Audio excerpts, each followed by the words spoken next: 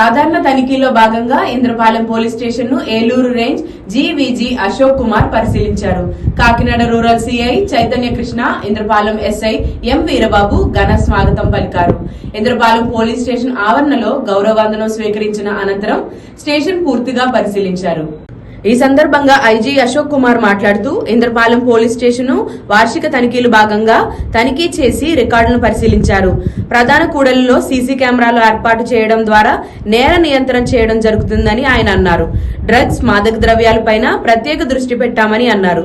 గత ఏడాదితో పోలిస్తే ఈ ఏడాది క్రైమ్ రేటు తగ్గిందని అన్నారు. ఇంద్రపాలెం స్టేషన్ నిర్మాణానికి ఉన్నతాధికారులకు దృష్టికి తీసుకుని వెళ్తానని ఆయన తెలిపారు. ఈ కార్యక్రమంలో DSP Manish Devaraj Patel, CI Chaitanya Krishna, SI Veerababu, station సిబ్బంది తదితరులు పాల్గొన్నారు.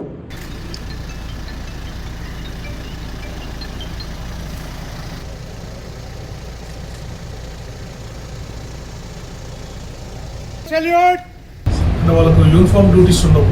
మహిళా పోలీసులకి ప్రజలకు వచ్చే పోలీస్ స్టేషన్లకు వచ్చే వాళ్ళ దగ్గర నుంచి ఫిర్యాదు రిసెప్షన్ డ్యూటీస్ చేయడం, పోలీస్ విధుల్లో అడ్మినిస్ట్రేషన్, పోలీస్ స్టేషన్లో జరిగే రకరకాల అడ్మినిస్ట్రేటివ్ వర్క్లో వాళ్ళని భాగస్వాములు చేయడం జరుగుతుంది.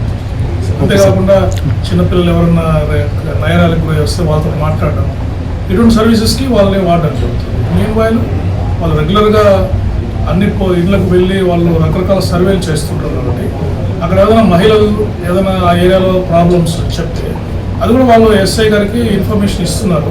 దాని మీద ఎస్ఐ గారు వాళ్ళు కూడా వాళ్ళ మీద చర్యలు తీసుకుంటారు. స్టేషన్ తనిఖీల నిమిత్తం రావడం జరిగింది. ఇంద్రపాలెం పోలీస్ స్టేషన్ కానీ కాకినాడ నగరంలో కానీ శాంతి భద్రతలు బాగా ఉన్నాయి. అయితే ఎక్కువ మంది ఆఫీసర్స్ ఇక్కడ ఇన్స్పెక్టర్స్, దాదాపు 5 పోలీస్ స్టేషన్స్ ఉన్నాయి కాకినాడ నగరానికి, 2 ట్రాఫిక్ పోలీస్ స్టేషన్స్ ఉన్నాయి. సో వీళ్ళందరి మధ్య సమన్వయం అవసరం. ఎందుకంటే ప్రజలకి మంచి సర్వీస్ అందించాలంటే పోలీస్ స్టేషన్ జ్యూరిడిక్షన్తో సంబంధం లేకుండా ఏదైనా సమస్య వచ్చినప్పుడు ఏ పోలీస్ స్టేషన్ తెలిసిందో ఆ పోలీస్ స్టేషన్ వారు వెంటనే స్పందించే విధంగా మేము చర్యలు తీసుకుంటున్నాము.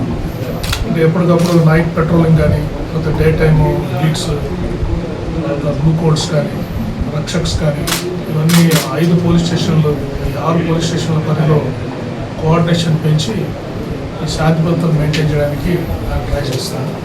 ఏఎస్పీ గారు దీనికి సమన్వయం వహించి వీటి మీద ఇంకా కొంత బాగుంది, ఇంకా ఇంప్రూవ్ చేయడానికి ట్రై చేస్తాను. ప్రత్యేకంగా ఈ గంజాయి వినియోగం వాటి మీద ఎక్కువ దృష్టి పెడతాము.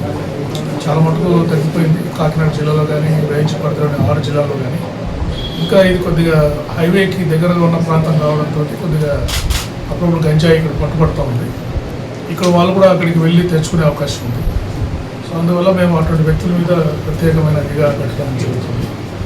ఇప్పుడు ఐపీఎల్ తర్వాత ఈ బెట్టింగ్స్ అవి జరిగే అవకాశం ఉంది. కాబట్టి ఈ క్రికెట్ బుకీస్ మీద, బెట్టింగ్ చేసే వాళ్ళ మీద ప్రత్యేక నిఘా పెట్టడం జరిగింది.